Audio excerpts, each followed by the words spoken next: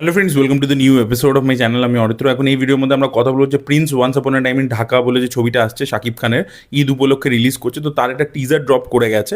তো টিজারটা কেমন লাগলো দেখুন। আমি জানি শাকিব খানের প্রচুর ফ্যান ফলোয়িং রয়েছে এবং তারা এসে কমেন্টে গালাগাল দেবে, but I don't care.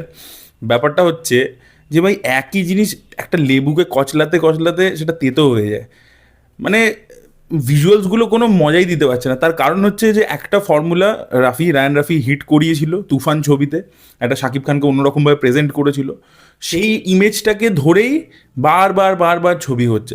Even দেখবেন রাফি কিন্তু নিজে তাণ্ডবে কিন্তু শাকিব খানকে অন্যরকমভাবে প্রেজেন্ট করেছিল, এবং সেখানে লুক অ্যান্ড ফিল, আপনি তাণ্ডব ছবিটা আমার পার্সোনালি খুব ভালো লেগেছিল এবং আমি রিভিউ করছিলাম, পজিটিভ রিভিউ দিয়েছিলাম, ওটিটিতে যখন এসেছিলো দেখেছিলাম। তো ওই ছবিটার মধ্যে প্রথম কথা তো ট্রু টু ইটস জনরা হিসেবে ভালো, শাকিব খানের পারফরমেন্স ভালো ছিল এবং দেখবেন লুকটা খুব পলিশড লাগছে।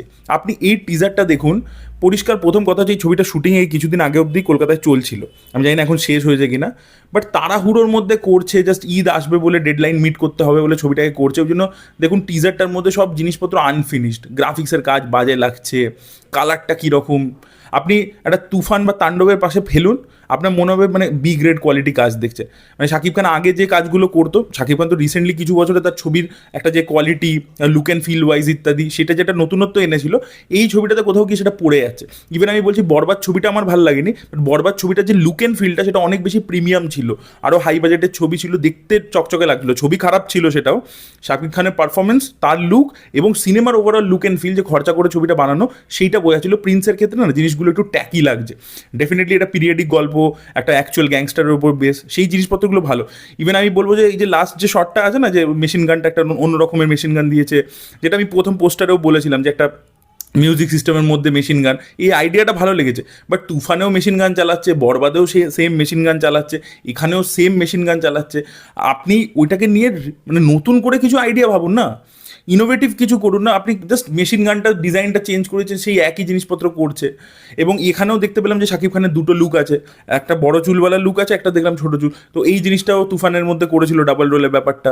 তো এখানে ইদার একটা লোকেরই দুটো আইডেন্টিটি, প্রথমে পাস্টে গ্যাংস্টার ছিল, এখন সাধারণ মানুষ হয়ে রয়েছে, এরকম একটা ব্যাপার থাকবে। যেটা আমরা বাসা টেমপ্লেট বলে থাকি, রজনীকান্তের ছবি ছিল বাসা, সেই টাইপের গল্প হবে। আর না হলে হবে হয়তো ডাবল রোল আছে। তো নতুন কিছু পেলাম না, মানে টিজারটা না মানে এক্সাইট করতে পারি। বাংলাদেশে একদিকে আফরান নিশো, রেদওয়ান রনি, তারা মিলে যে ধরনের ছবি বানাচ্ছি, যে দম বলে যে ছবিটা আছে, তার যে টিজার, তার যে ভিজুয়ালস, এবং কালকে দেখলাম টিম একটা ভিডিও ড্রপ করেছে যেখানে ওরা মেকিংটা সম্পর্কে কথা বলছে। ডিওপি দেখলাম ফরেনার ডিওপি, এবং তারা যেভাবে কাজ করেছে, তার যে লুক অ্যান্ড ফিল, যে ভিজুয়ালস, দেখে মনেই হচ্ছে না বাংলাদেশি ছবি। তো সেটাকে আপনাকে না প্রত্যেকটা ছবির সাথে আপনার গেমটাকে আপ করতে হবে।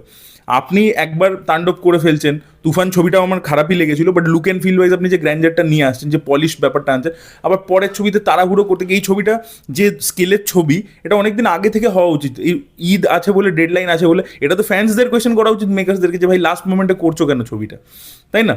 আর খালি ধুমধাড়াক্কা অ্যাকশন দেখিয়ে যায়। এই বড় চুলে একটা লুক, সেটাকে হালকা তুফানের থেকে একটু ডিফারেন্ট করেছে।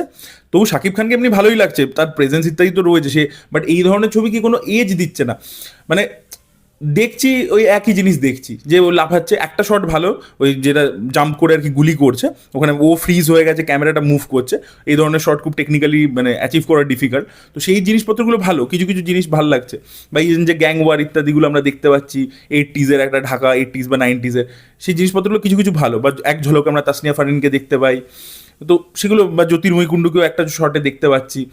তো সব ঠিক আছে, কিন্তু ব্যাপার হচ্ছে না, মানে কোনো একটা হয় না যে একটা সিনেমা দেখলে আপনার টিজার দেখলে মনে হয় যে হ্যাঁ ভাই কী দেখলাম, যেটা তাণ্ডবের টিজার দেখে হয়েছিল, যে ভাই হ্যাঁ এটা একটা হেভি কিছু হতে চলেছে, মানে মজা এসে গেছে। সে টিজারের কাটিং প্যাটার্ন সব কিছু দিক দিয়ে, এটা জাস্ট র্যান্ডাম কিছু অ্যাকশন সিনস, যে এইগুলো চলেছে সাকিবের আগের ছবিতে, এই মেশিন গানে গুলি চালাবো, এই থাকবে, দুটো নায়িকা থাকবে, দুটো লুক থাকবে, এইগুলোকে জাস্ট র্যান্ডামলি বসিয়ে দেবো, দ্যাটস ইট, আর কিচ্ছু নেই।